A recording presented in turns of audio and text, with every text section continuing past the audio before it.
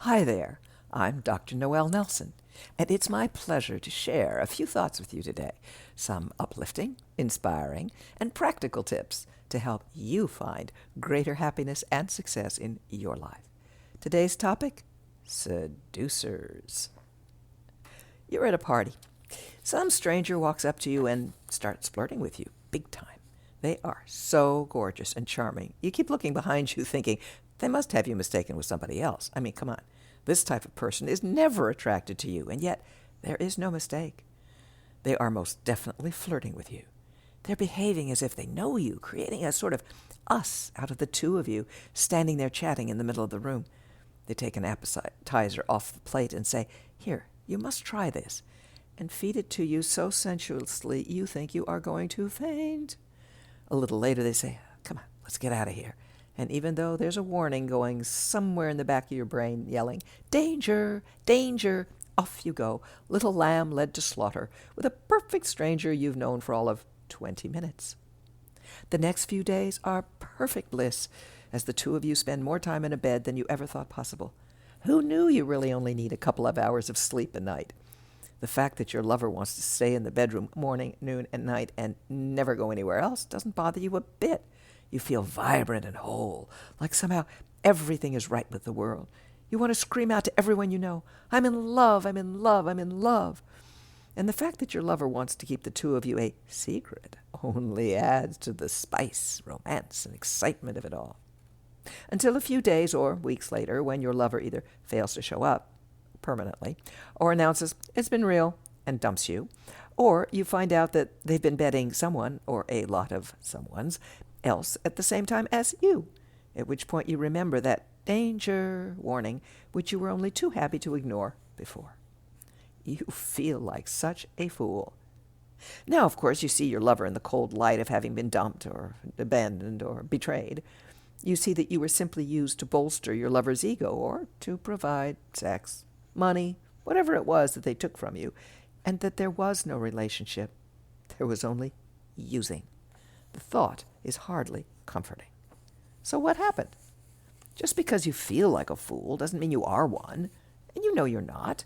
You simply got caught up in the fantasy so cleverly woven by your lover and confused it with reality. Seducers, for that is what your lover was, prey on our desire to feel loved, cherished, valued, made to feel special. So much of what goes on in our lives doesn't make us feel special. You do your job, you take care of what has to be taken care of, you go about the daily business of living, and where in this does someone ever say, "Wow, you're a terrific human being. I hang on your every word, your every look, your every gesture. I think everything you are and do is fantastic." All right, probably never.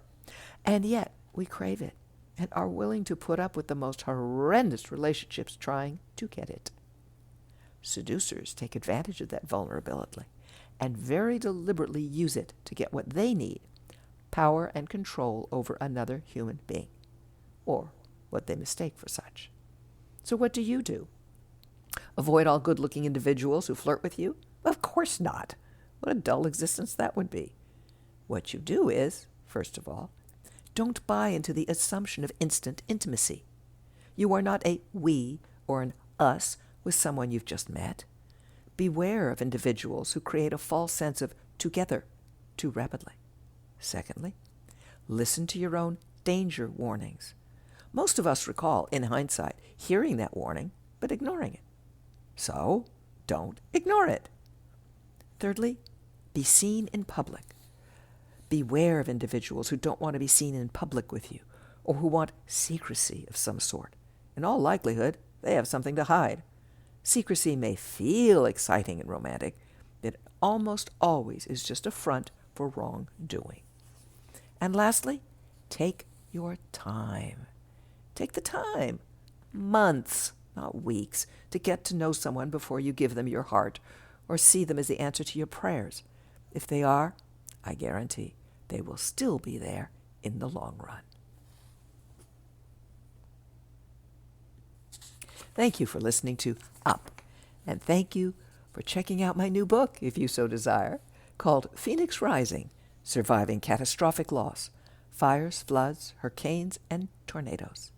If you'd like more uplifting, inspiring, practical tips and techniques, please visit my website, noelnelson.com, or take a look at my Meet the Amazings Facebook page.